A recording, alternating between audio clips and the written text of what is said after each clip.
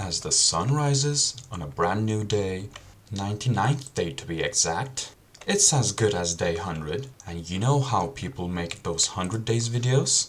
I'm gonna take a swing at that. It all simply started with punching a tree. Then I took a swing at the sheeps for PvP and failed utterly. After that embarrassment, I started getting some copper, even before I got iron, coal, or even stone. Then I noticed some exposed emeralds and utterly wasted it by using a stone pickaxe on it. Then I picked some roses for their red dye to color my bed red and have the OG one. Then I missed the name Shattered Savannah and found the first cave and got in, which was honestly disappointing. And another cave that I thought would be interesting, it wasn't interesting.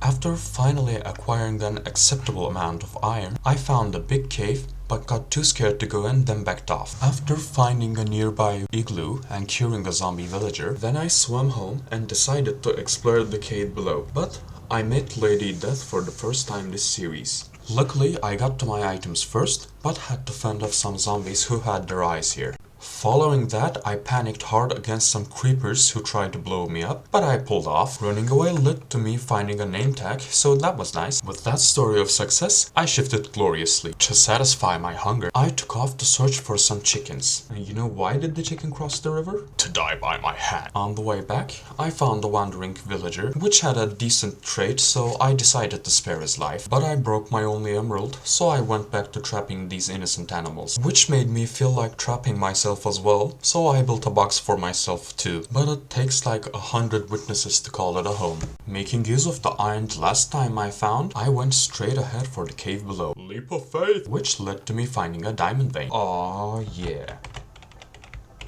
Oh no. As you can tell, I'm a dum-dum, but at least I still managed to find a diamond vein. On my way back home, I confused my way up and got stuck between mobs and a deep place. Between dripstones, skeletons, creepers, and zombies, I somehow managed to pull off, which made me realize how useful shields can be in certain situations. Honestly, it made it pretty easy. Arrows to the neck never hurt anyone. So, I took off to find some cows, who utterly failed the simple task of walking through a bridge. After meeting misery multiple times in such a short time span, I decided to reconstruct my roof. But I realized I didn't have enough materials, so I went back to the mine, which turned out to be an absolute success. So I celebrated my newly found diamonds with some lighting up of the cave. Soon after, a creeper explosion happened, so I filled it back up. Then I completed my roof, which you can learn how to build it by clicking the top right card. Thus, my base was finished. Some folks didn't like my roof, so I chose violence. But they forced me to use my gold apple, yet they met their doom. This shall be a reminder of what happens to my enemies. All the action made me hungry, so I prepped to kill those cows by breeding them. Though I had the diamonds, I didn't have enough obsidian, so I went exploring and found a rune portal.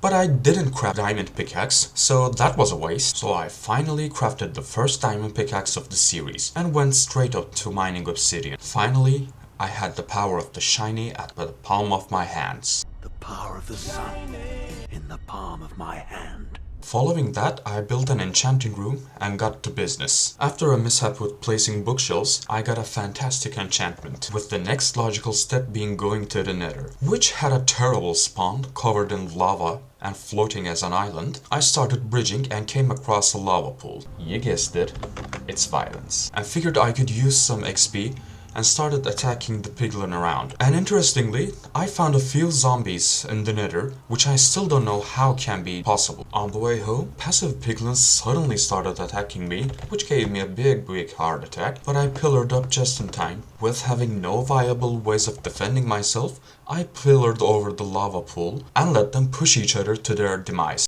Unfortunately, it wasn't enough, so I simply made a run for it. Barely going inside the tunnel I came in, I started making fun of the little one, which angered an adult, so I made sure to scram. Not having enough with the nether, I decided to decorate around my portal to make it look like it was a part of the nether as well, which leaked outside, so I had to adjust my paths according to it. Following the terraforming, I got fortune tree on my pickaxe, which didn't have any extra. Right after building an extremely primitive cactus farm, I went to hunt some slimes to make a flying machine that could build a nether bridge for me. With my eyes on the prize, I claimed the life of an innocent slime to get its balls.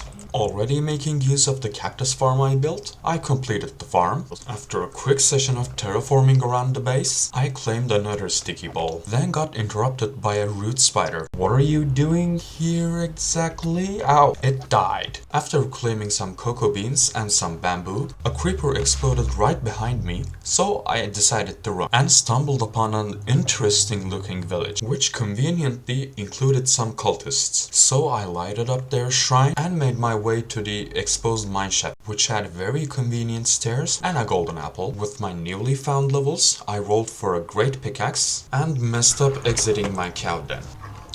Wait, no. But some subtle convincing cleared the situation. Things were looking good. Soon another batch of pillagers showed up. It wasn't a big deal, I only killed your boss. Then I went exploring the mineshaft and found a sharpness 5 book and stumbled upon a cave spider spawner, which I decided to turn into a farm. This would end up being the biggest mistake of my life. After clearing the area and connecting the water streams and building the funnel for the killing chamber, I took the lights out, but got stuck in the spawner itself while trying to get out. Oh no, oh no, no, no.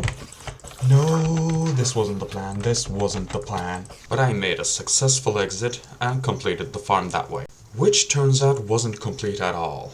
So I fixed the farm with a trapdoor, which wasn't enough to fix it. In a futile attempt to fix the spawner, I accidentally released all the spiders, which spelled doom for me. More than once. And also more than twice. After finally setting my spawn near the spawner, I tried to brute force my way out of this, but it didn't work out, as you can see. After getting my items, I run back home. A visitor from a different dimension came in, and it paid the price for intruding my privacy. The next day, I've started the foundation for the bridge I was planning, but I didn't have enough materials, so I went to hunt some more slimes, but got hunted. That led me to finding an actual slime chunk and were digging on it. While digging for it, I found some extra diamonds and put my fortune pickaxe to use, which was nice. And without spending any more time, I converted it all into the shiniest defensive piece. Then I completed the bridge with what I found and headed to the nether. Following another leap of fate, I started bridging, but then got too scared for my surroundings and ran the other side. On the other side, I made eye contact with an unfriendly enderman and decided to leave the area. Tactical retreat. Just when I was preparing to leave, a familiar yet angry face showed its presence. And it couldn't find its way back up, so I faced it head on. It was a hard-fought battle, and it was pretty close, but I lost. So I came back to collect my items. Then I stumbled upon a crimson forest and helped some piglins kill this ugly hoglin. Well played. Then I realized that I had visited every single biome in the nether without my consent. A surprise to be sure, but a welcome one. With the false sense of security the shrooms were giving to me, I attracted the attention of an hoglin, which was unfortunately my demise. This should be safe, right? With my newfound grief, I hunted some more slimes to relax. How cute. How petty. The way back home wasn't gentle though. Oh, I was fortunate enough to find all my stuff, but being the pro that I am, I missed my fortune pick. Unaware of my loss, I found some jungle, a desert, and a deep mineshaft, which had an extra golden apple inside. And when the realization dawned on me, I went back home and cried. This day extracts a heavy toll. To be frustrated at a different thing, I rode my way back to the igloo where I found the zombie villager. Deja vu, I just been in this place before. Higher on the street. I made a bubble elevator to carry the villagers up, but I couldn't fit through. While working, I got stuck in the bubble elevator and couldn't make out in time. I foolishly tried to fix the bubble elevator without the use of kelp and paid a price. Without any way to go down, I decided to go for the boat clip. Twice.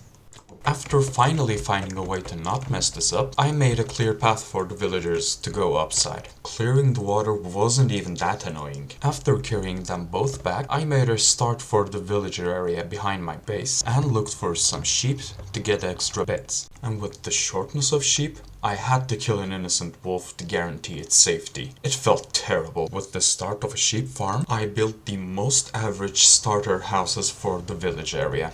Then I took the opportunity to expand the villager area and remove a part of the mountain. While I was at it, I straightened a part of the mountain that was connected to the riverside as well. Then made use of the path block and added some spruce slabs to make it easier to go up. But the nether was leaking inside, so I had to get rid of the flame. After re-rolling multiple times, I got looting and couldn't let go of it. So I had to start trading coal to get some emeralds to get the enchanted book. Then I started the construction of a villager breeder nearby, connected its waterways right at the village, and prayed the gods that it was at the correct distance from the village. Fed up with the villagers, I went back down in the mines, and while I was gathering some extra iron, they turned out to be hiding some extra diamonds, which was always nice to see. While exploring, I stumbled upon a noodle cave, which threw me in an existential crisis about food. What's the actual difference between spaghetti and noodles anyway? I'm pretty confused. Then I put my diamond helmet on and went in to explore a part of the cave that was filled to the brim with mobs, where I had to kill a zombie villager, which hurt. And after all that was done, the cave below my base was pretty much fully lighted up.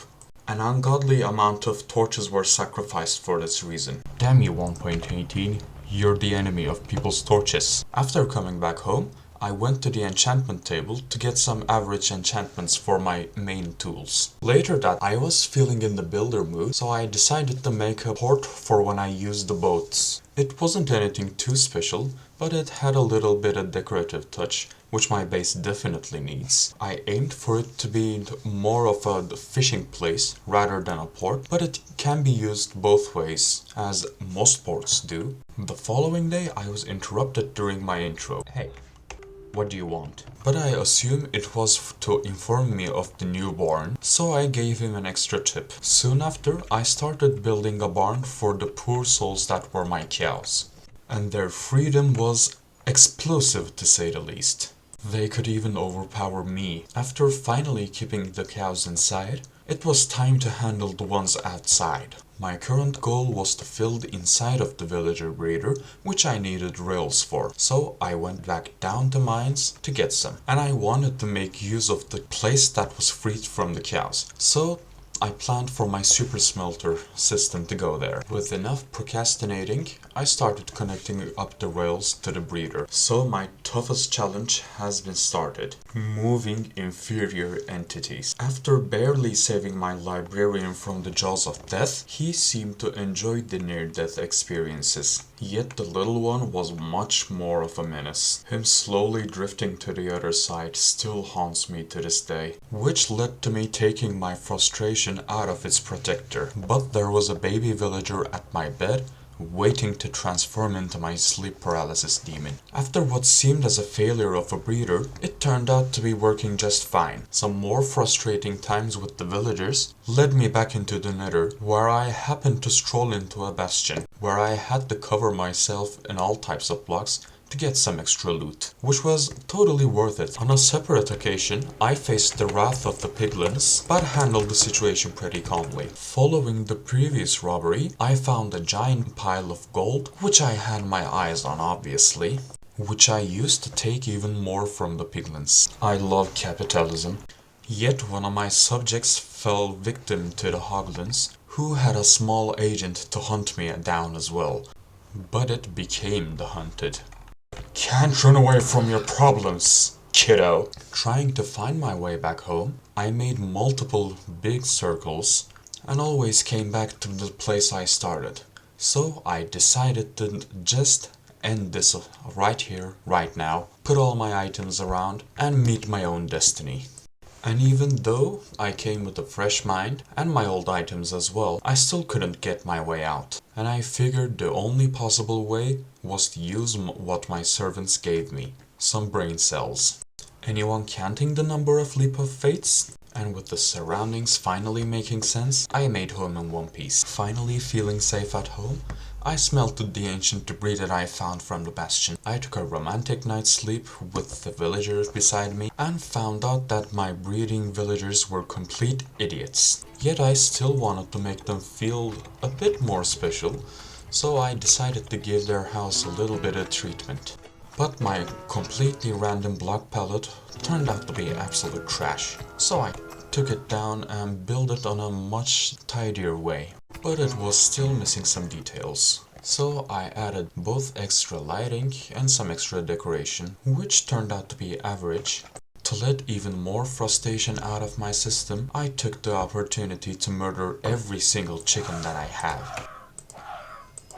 Oh, the sweet sound of agony. And while cooking all their flesh, the general area of the furnace was feeling pretty clunky to navigate, so I decided to break pretty much all around it. Then I suddenly remembered that I had a slime chunk all dug up and found it still empty. While I was there, I went caving and found a nearby amethyst geode. It was a pretty surreal mining experience to say the least. Back at the surface, the villagers still weren't breeding, so the distance was the main problem. But before getting to build that, I wanted to build something different, so I tried to take a swing at building a boat. It was something that I never even thought of building before, but just wanted to try something different and perhaps deliver on the promise that I made a few episodes back too. And by the looks of it, it looks pretty funny to say the least. This is the ship's fate now.